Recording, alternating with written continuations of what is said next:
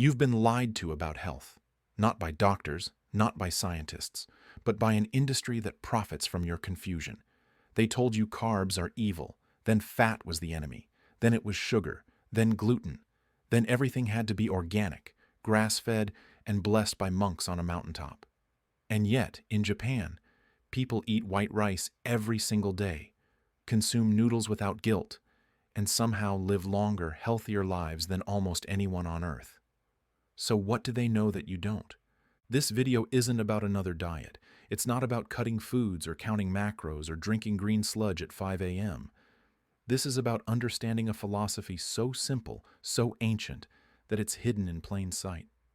The Japanese have mastered something the West has forgotten: how to eat anything and stay healthy, not through restriction, not through punishment, but through balance, mindfulness, and respect for the body. And by the end of this video, you'll understand exactly how they do it and how you can apply it to your own life starting today. Let me take you back to Okinawa, a small island in southern Japan. It's known as one of the blue zones, places on Earth where people live past 100 more often than anywhere else. And here's what shocked researchers when they first studied the Okinawans. They weren't eating kale smoothies. They weren't intermittent fasting. They weren't obsessing over superfoods. They were eating sweet potatoes, pork belly, rice, and miso soup, foods that, in the West, would be labeled as too starchy, too fatty, or too salty. But there was something different, something in the way they ate, something in the philosophy behind every meal. And it started with a concept so powerful, it's now studied by nutritionists around the world. It's called Hara Hachi Bu, and it translates to eat until you are 80% full, not stuffed, not satisfied, just 80%. And that one principle, that one shift in awareness, changes everything. Because here's the thing, your brain takes about 20 minutes to register that you're full, which means if you eat until you feel full, you've already overeaten. The Japanese understand this, so they stop before the signal even arrives. They leave space. They honor the body's natural rhythm instead of fighting it. But it doesn't stop there. Let's talk about portion sizes. In Japan, meals aren't served on one giant plate.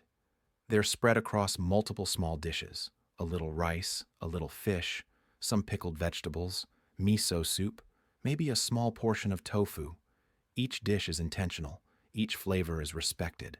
And because of this, you eat slowly. You savor. You engage with the food instead of shoveling it down while scrolling through your phone. And then there's the concept of washoku, the traditional Japanese way of eating. It's based on balance: a grain, a protein, a vegetable, a soup, and a pickle. Not extreme, not restrictive, just balanced.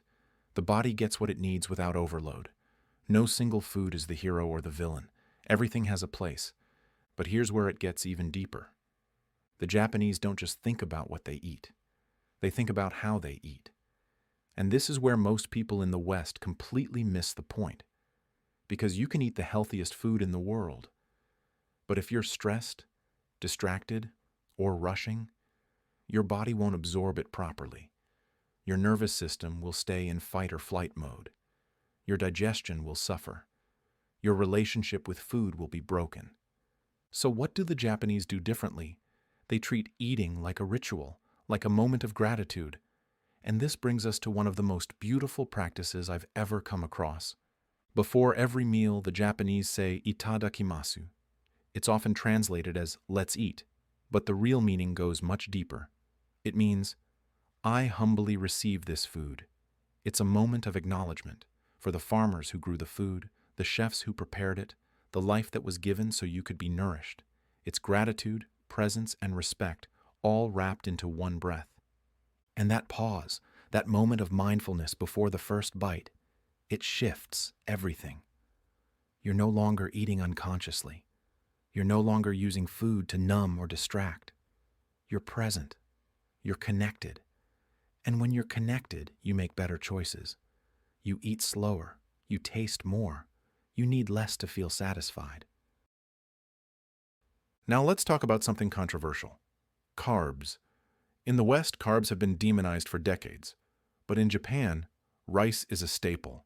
White rice, every single day. And yet, obesity rates are among the lowest in the world. Why? Because it's not about the carb itself. It's about what you pair it with, how much you eat, and how active you are. The Japanese walk everywhere. They take stairs.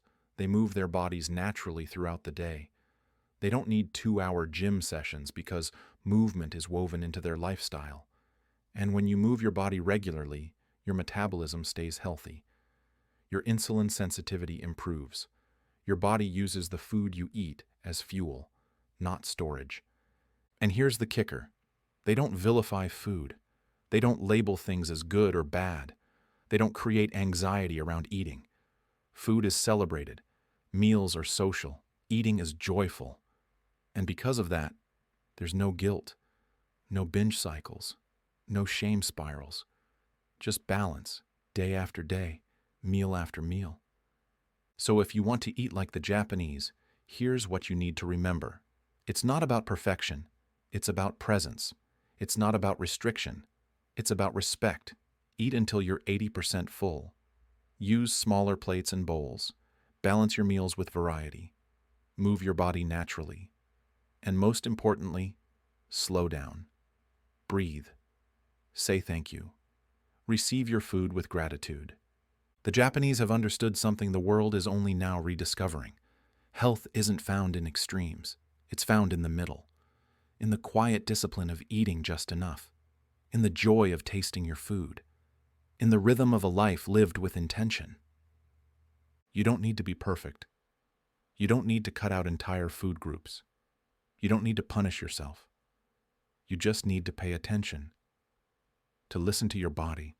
To honor it. To treat eating not as a chore or a sin, but as a sacred act of self-care. Because when you do that, everything changes. Your energy stabilizes. Your cravings calm down. Your relationship with food heals. And you realize that health was never about control. It was always about connection. If this resonated with you, subscribe to Wake Up and Conquer. This channel exists to help you become the person you're meant to be, not through hype, but through timeless wisdom applied to real life. Hit that bell so you never miss a video, and drop a comment below. What's one habit from this video you're going to try this week? Let's grow together.